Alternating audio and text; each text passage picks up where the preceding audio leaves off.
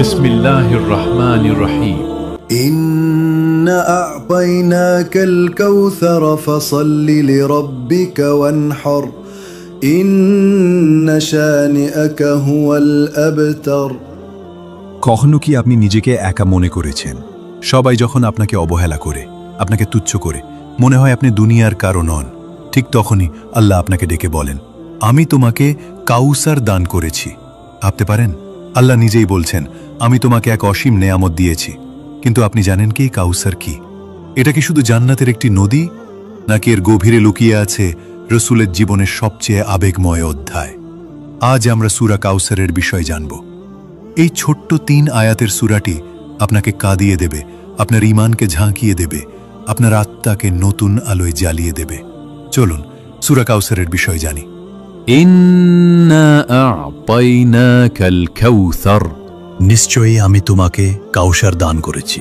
শুধু ভাবুন একবার, আতাআন্না, আল্লাহ বলেননি আমি দেব বা দিচ্ছি, বরং বলেছেন আতাইনাকা, আমি দিয়ে ফেলেছি, সম্পন্ন হয়ে গেছে। এটা ভবিষ্যতের প্রতিশ্রুতি নয়, এটা এক চিরন্তন ঘোষণা। আল্লাহ নিজ হাতে দিয়েছেন কাউসার।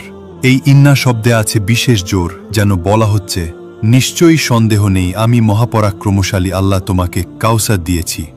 ফাসাল্লি লিরাব্বিকা ওয়ানহার, তোমার রবের উদ্দেশ্যে সালাত আদায় করো এবং কোরবানি করো। আল্লাহ কাউসার দান করেছেন, এজন্য আমাদের দায়িত্ব কি? শুকরিয়া গুজারি, আল্লাহর কাছে কৃতজ্ঞতা প্রকাশ। সালাত ও ইবাদত, কোরবানি ত্যাগের প্রতীক। দেখুন, আমরা যখন দুঃখ পাই তখন অভিযোগ করি, কিন্তু যখন আল্লাহ কাউসার দান করেন তখন তিনি বলেন সালাত পড়ো, কোরবানি করো। আল্লাহর নিয়ামতের জন্য অ্যাকশন চাই, শুধু অনুভূতি নয়। ইন্না শানিআকা হুয়াল আবতার, তোমার শত্রুই নিঃসন্তান হবে। যারা রাসূল সাল্লাল্লাহু আলাইহি ওয়াসাল্লামকে ঘৃণা করেছিল তাদের নামকে মনে রাখেনি। আর আজ 1400 বছর পরও মুহাম্মদ নামটি পৃথিবীর সবচেয়ে বেশি উচ্চারিত নাম। এই সূরাটি নাজিল হয় যখন কুরাইশরা রাসূল সাল্লাল্লাহু আলাইহি ওয়াসাল্লামকে অপমান করেছিল। তার ছেলেরা মৃত্যুবরণ করায় মক্কার কাফিররা বলতো, মুহাম্মদ তো অবতার, নিঃসন্তান হয়ে গেছে, তার কেউ থাকবে না।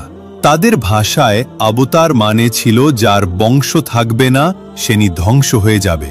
তখনই আল্লাহ নাজিল করলেন এই সূরা। রাসূল সাল্লাল্লাহু আলাইহি ওয়াসাল্লামকে সান্ত্বনা দিলেন, আমি তোমাকে কাউসার দিয়েছি। পৃথিবী যাকে ব্যর্থ বলে, আখিরাত তাকে বিজয়ী ঘোষণা করে। কাউসার শব্দটি এসেছে কাসরা থেকে, যার অর্থ বহুবিধ ও অগণিত কল্যাণ।